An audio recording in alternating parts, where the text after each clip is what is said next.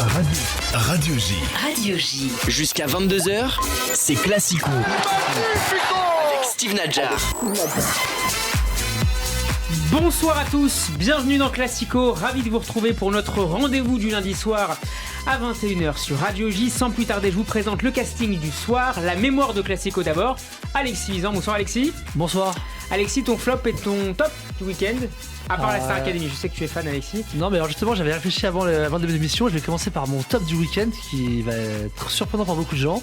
Mais c'est le retour de Icardi en tant que footballeur. Qui a marqué un son but, premier une but. passe décisive et un extérieur du pied magnifique. Donc content de le retrouver sur les terrains. Voilà. Ça c'est ton top. Et Ça ton c'est flop? mon top. Mon flop du week-end...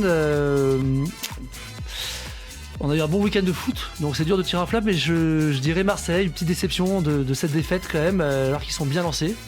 Donc voilà, On reparlera en fin d'émission de Troisième défaite l'Olympique de consécutive. Marseille. C'est Pour ça, nous défaite. accompagner ce soir, non pas un, mais deux invités. José Barroso, bonsoir. Bonsoir à tous. Et merci d'être avec nous dans Classico.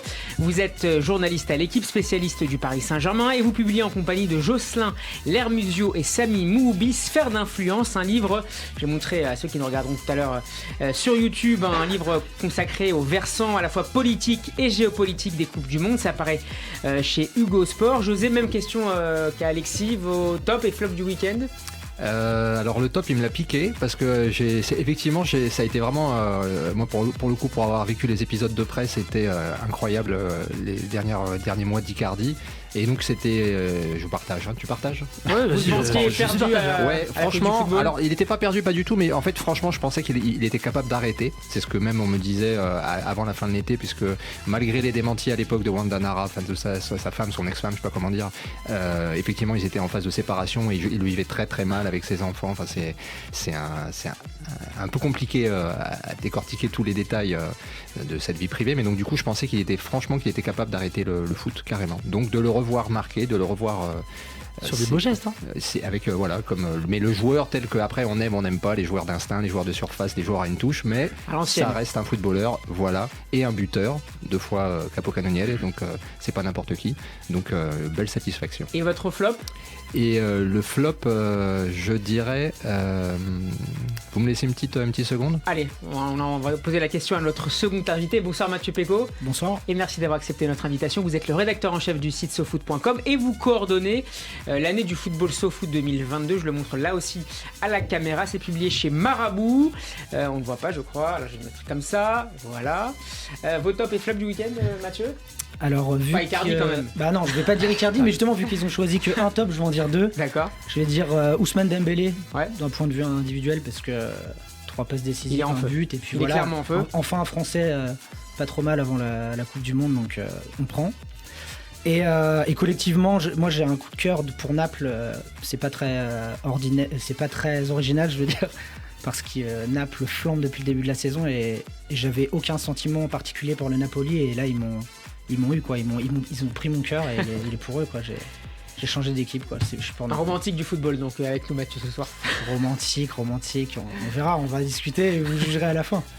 Chers auditeurs, rendez-vous sur radioj.fr et en vidéo sur la page YouTube de la radio. Merci à vous également de partager et de commenter nos contenus sur Twitter, Instagram et TikTok. Classico, saison 3, épisode 74. José Barroso, c'est une belle année de football de Coupe du Monde, 74. 74, tout à fait, magnifique. Alors après ça dépend si on a le cœur orange ou pas, ça peut laisser quelques ressentiments, mais Et on parlera des deux Allemagnes tout à l'heure avec vous. C'est parti pour Classico. Radio J. Radio J. Jusqu'à 22h, c'est Classico. Radio J. Radio J.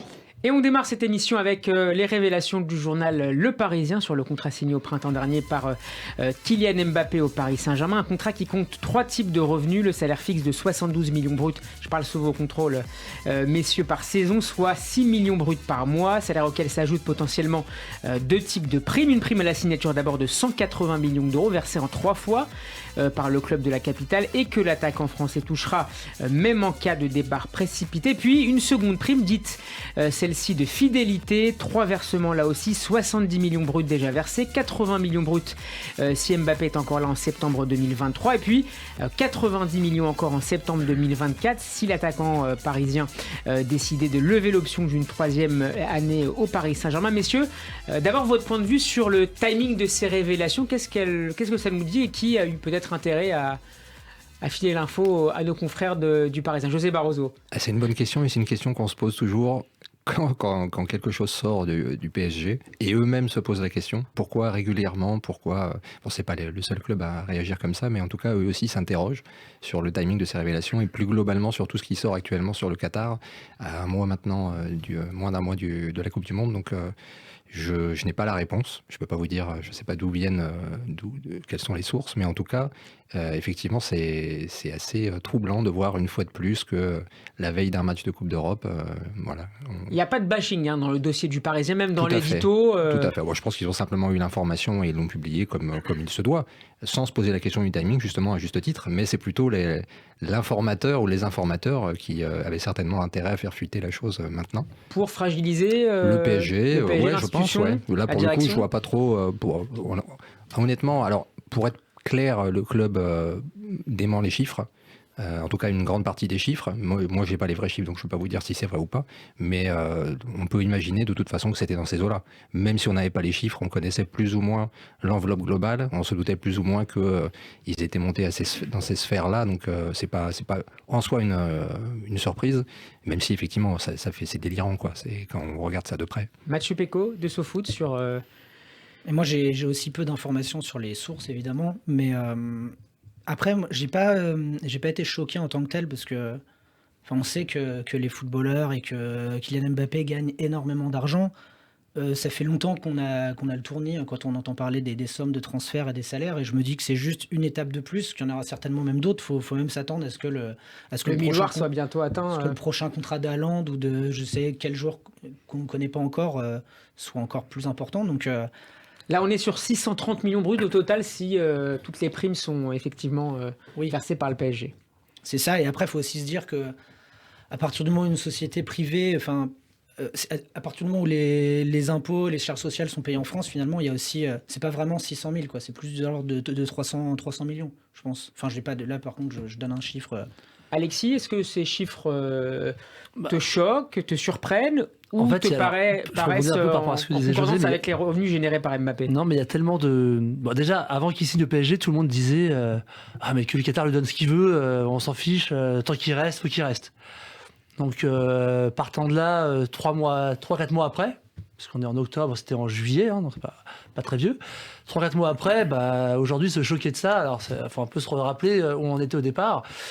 Moi, il y a tellement d'histoires sur le Qatar qu'en fait, à un moment donné, on va dire trop d'informations, toute l'information, c'est-à-dire qu'à un moment, on est noyé dans les trucs, on sait que le Qatar, du coup, je vois ça comme noyé dans la masse, je ne saurais même pas quoi ressortir. Mbappé, je suis content qu'il soit en France. Quand je vois ce qu'il a fait vendredi, je préfère qu'il fasse ça contre Ajaccio que contre Lecce ou l'Espagnol Barcelone. Et après, justement, il faut bien voir que c'était un alignement des planètes, si j'ose dire. C'est-à-dire qu'on atteint de tels montants parce qu'il c'était un joueur libre. Un joueur libre de ce niveau-là, ça n'existe quasiment pas. Même s'il y a de plus en plus de joueurs qui vont au bout de leur contrat là, depuis le Covid. Ça a été un peu particulier. Le foot est un peu en train d'évoluer. Mais je veux dire, c'était inespéré, en fait, que le club attendent ce moment-là et qui surtout ils arrivent à le prolonger. Normalement, il aurait dû partir. La logique aurait été qu'il parte s'il n'acceptait pas de prolonger avant. Donc plutôt que de dépenser 200 ou 250 millions pour un attaquant... Pour un transfert, non mais surtout, habituellement, normalement, il y a une part de cet argent-là qui aurait dû être en transfert, ce qui justifie, entre guillemets, d'atteindre de tels montants. Mathieu et Alexis? Ouais, après aussi, il faut aussi se dire que l'alternative, c'était le Real Madrid. C'était pas Sochaux ou Annecy, c'était... On peut imaginer qu'il aurait aussi touché beaucoup d'argent et... Autant la presse madrilène, je ne sais pas en tout cas si la presse espagnole, si elle aurait autant épluché la fiche de paye d'Mbappé s'il avait signé au Real. Alors que ça aurait déjà été indécent. Si on peut dire que c'est indécent déjà. Donc c'est très français finalement de s'intéresser aux détails de chaque ligne de ce contrat. En fait, surtout ce qui est problématique, c'est en face de quoi on le met. Parce que si on se dit... c'est indécent par rapport à ce que gagne un infirmier, évidemment. Mais en fait, l'argent qu'Mbappé a eu, c'est pas de l'argent qui aurait été reversé à la société s'il l'avait pas eu. C'est ça qu'il faut aussi... Et d'une c'est certaine ça. manière, c'est presque la société qui va en profiter puisque l'État va récupérer plus de 170 millions d'euros selon le Parisien par an sur la durée du contrat. Oui, il y a des clubs amateurs, des stades qui vont en profiter. Après, c'est sûr que c'est Mbappé qui en est le premier bénéficiaire. Mais Non, mais ce qui est très intéressant de Alexis. manière générale, c'est ce changement de paradigme qui pour moi est une tendance de fond dans le foot. C'est-à-dire qu'avant, effectivement, les joueurs préféraient être sous contrat parce qu'évidemment, en cas de risque de blessure, si on n'a pas de contrat, on prend un risque important. Mbappé a pris ce risque-là comme d'autres, et aujourd'hui, il y a un vrai changement parce que finalement, aujourd'hui, les joueurs veulent récupérer pour eux le montant des transferts. Donc, je pense que c'est une évolution qui va durer, mais il y a une prise de risque importante des joueurs par rapport au risque de blessure. Même Pogba l'a fait, hein. Heureusement, il s'est blessé juste après lui, pas juste avant. Mais jusqu'au jour où il y aura la blessure d'un joueur qui peut-être refera basculer le changement. Mais aujourd'hui, clairement, les joueurs veulent reprendre le pouvoir sur l'argent Et qui est d'ailleurs, distribué dans le foot. Et puis pour rebondir sur ce que disait Mathieu, je suis aussi d'accord, on a beaucoup mis en avant, j'ai beaucoup vu récemment dans la presse, regardez ce que gagne Mbappé par rapport au patron de Total. En ce moment, il fait que jouer au foot avec un short. Je trouve qu'on oublie beaucoup tous les métiers annexes en fait que permet L'écosystème autour d'Mbappé. mais et voilà, du Paris autour des Saint-Germain. footballeurs en fait. Alors Mbappé on va mettre en avant, mais on va dire que l'équipe, que même ce foot, quand vous faites une première page sur Mbappé aujourd'hui, ça se vend plus que si on C'est parlait de pareil Sochaux, pour par exemple. Classico, hein, c'est pareil. Et c'est pareil pour Classico. Non, mais non, je parle des médias, mais je parle des stades. Quand le PSG se déplace à Ajaccio, le stade est plein. C'est pas le cas quand c'est Sochaux. Excuse-moi pour Sochaux, mais j'en pense Sochaux. on a beaucoup de lecteurs socialiens en plus. Hein. Voilà, et on aime beaucoup Sochaux en plus, j'aime beaucoup Sochaux. Mais ce que je veux dire par là, c'est que voilà, on parle du joueur comme s'il faisait pas vivre beaucoup de gens, mais derrière ce joueur-là, il y a beaucoup de métiers qui en vivent. Voilà. Mais José il faudrait voir, surtout au moins à moyen terme, si ça peut pas avoir des conséquences sur l'économie des clubs, justement. Si de plus en plus de Et joueurs. ça en a forcément. Et notamment- On parlait de CVC tout à l'heure, mais Tout à forcément. fait, tout à fait. Alors, au-delà de ça, le Parisien, et ça m'a un peu étonné, expliquait dans son édition du jour que l'impact de ce nouveau contrat n'était pas énorme en termes de merchandising à l'étranger. Mbappé est encore assez loin du niveau de Messi, équivalent de Neymar, mais assez loin malgré tout de Messi. Ça vous surprend aussi ? Ça me surprend pas forcément parce qu'effectivement, on voit qu'il n'a pas encore la même aura. Je pense que petit à petit, il va gagner, et notamment peut-être avec d'autres faits de gloire. Là, pour l'instant, à part la Coupe du Monde, malheureusement pour lui et pour nous, il n'a pas encore gagné la Ligue des Champions. Mais je pense qu'il est sur le bon chemin, on va dire, surtout vu son âge. Après, c'est surtout de savoir est-ce que le club pourrait continuer d'en profiter ou est-ce que lui, en tant que tel, devient une marque. C'est-à-dire que est-ce qu'il va être dissocié quelque part du PSG. Là, ça serait plus problématique pour le club. Alors, je vous propose d'écouter une archive, une interview accordée par Kylian Mbappé après la signature de son premier contrat au Paris Saint-Germain. Il est au micro du journaliste suisse Darius Rojelin.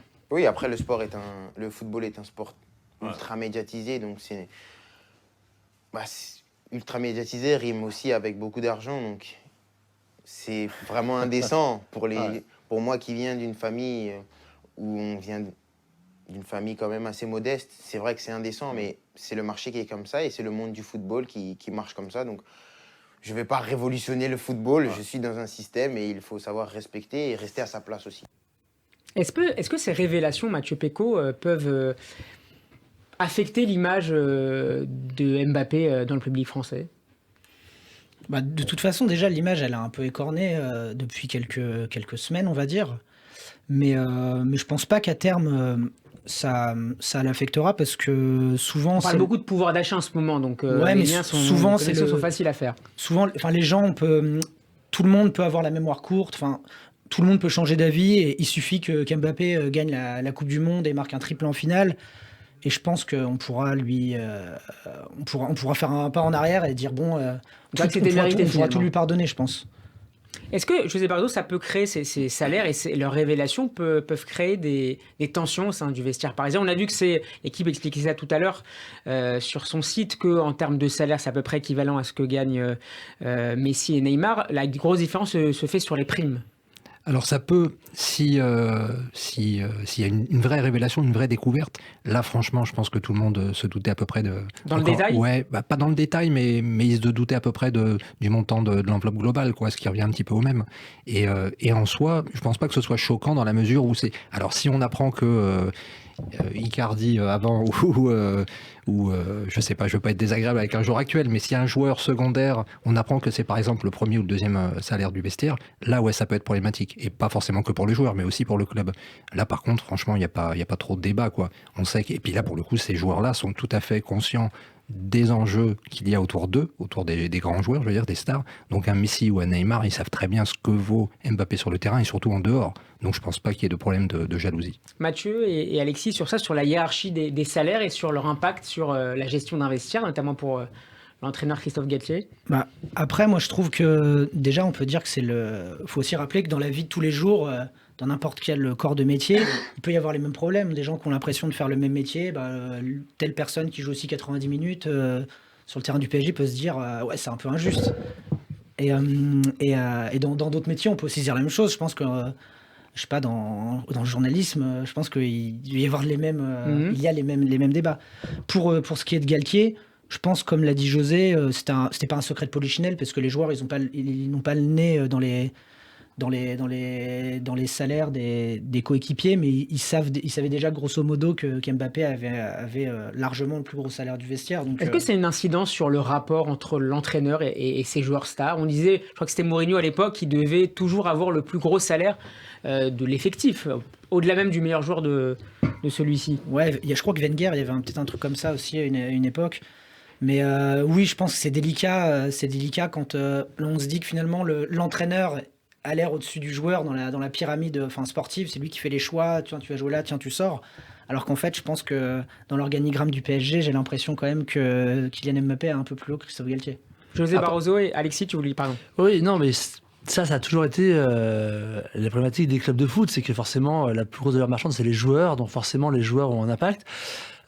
Aujourd'hui, il y a de plus en plus on voit des écoles différentes. On pense à Manchester, Ten Hag, il n'hésite pas à mettre Cristiano Ronaldo sur le banc, ce que je trouve très dommageable. Je ne sais pas si on en parlera, mais ça, c'est une vraie méthode que je trouve pas bonne forcément. Pour moi, en fait, je trouve que souvent, et c'est un peu la question que tu poses, on va opposer les entraîneurs aux joueurs. Alors en fait, pour moi, la réussite d'un club, justement, c'est un écosystème où tout le monde est en phase. Et je trouve que Galtier semble bien faire, je suis pas dans le secret, mais on a l'impression qu'il arrive bien justement sur le côté humain des choses, à bien garder son groupe et en fait, entre guillemets, à savoir où est sa place et comment bien l'instrumentaliser dans le club. Et dès qu'il y a des oppositions dans un club, c'est là aussi la force d'Ancelotti, puisqu'on parlera du Real aussi tout à l'heure.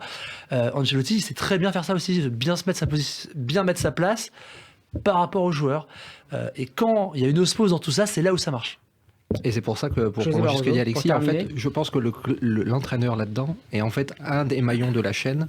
Et il s'inclut dans cette hiérarchie, justement. Et généralement, ça reflète son poids ou dans le club ou dans le foot actuel. Et si je dis pas de bêtises, alors avant Haaland en tout cas, Guardiola était le salarié le mieux payé de Manchester City. On se doute que Galtier, c'est pas le salarié le mieux payé du PSG. Mais parce que c'est Galtier. Peut-être que si Guardiola venait au PSG, il aurait un salaire équivalent ou supérieur à Mbappé. Peut-être, je sais pas. Mais ce que je veux dire, c'est que, à mon avis, il n'y a pas de problème de rivalité dans la mesure où tout le monde sait. Et à l'époque, de tous les grands entraîneurs, Mourinho, alors, les salaires n'étaient pas aussi élevés. Mais à l'époque du Messi de Barça, on savait que Messi, c'était le premier salaire et point barre. Personne n'allait discuter ça, et quel que soit l'entraîneur. Donc je pense que... Et c'est pour ça que les clubs doivent bien gérer, parce qu'à l'époque de Messi, justement, on sait que Tata Martino, il était venu plus ou moins par Messi, ça n'avait pas forcément marché. Donc en fait, après, c'est aussi au président du club de savoir gérer ça. Alors le président, justement, au PSG, quelles sont ses relations, Nasser, quelles sont les relations en ce moment entre Nasser et Mbappé, dont on a beaucoup parlé des envies de départ, peut-être pas au mercato d'hiver, mais au moins en fin de saison? En fait, lui, il a surtout fait... Il a fait état d'un mal-être, en tout cas, et ça a été écrit partout, c'est plus un secret, mais qu'il était pas satisfait de la manière dont le mercato avait été géré, et que surtout que c'était pas à la hauteur de ce qu'on lui avait promis. Évidemment, qui est le garant de ses promesses, c'est forcément le président. D'où une certaine rancœur envers le président. Il y a rupture aujourd'hui ? Il n'y a pas de rupture à ma connaissance, mais il y avait forcément, les liens se sont distendus, quoi. Après, pour être clair, il faut aussi dire que Nasser Al-Khelaifi est actuellement dans une période assez compliquée, avec plusieurs affaires qui tournent ou autour du PSG ou autour du Qatar, dans lequel son nom est cité. Donc, je ne dis pas qu'il est coupable ou que voilà. Certaines affaires qui ont déjà été résolues pour partie, en tout cas en première instance, donc il a été blanchi. Est-ce que ça peut jouer justement dans le fait qu'il soit... C'est déjà quelqu'un qui est très peu présent au PSG, enfin à la Factory, dans le siège du club, peu à Paris, puisqu'il a 25 casquettes entre le tennis, maintenant le paddle, Miramax, Bein, etc. Donc ça n'arrange pas les choses. Est-ce qu'il y a un lien de cause à effet avec Mbappé? Je ne suis pas certain, mais en tout cas ce qui est sûr, c'est qu'aujourd'hui les relations sont plutôt fraîches à ce niveau-là. Mathieu Pécaud, ce n'est pas Kylian Mbappé, mais Karim Benzema qui est en couverture de l'année du football. Qu'est-ce qui distingue ces deux joueurs, à part évidemment un ballon d'or désormais? Et une Coupe du Monde aussi. Et une Coupe du Monde, mais dans l'autre sens. Dans l'autre sens.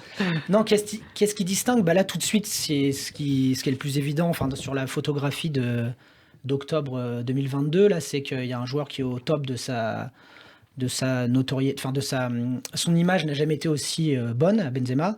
Et à l'inverse, Mbappé, depuis quelques mois, il goûte un peu au revers de la médaille, quoi. Et jusqu'ici, jusqu'à ses 20 ans, c'était un monde merveilleux. Et là, forcément, il est tellement haut dans l'échelle sociale même qu'il découvre les problèmes de la vie.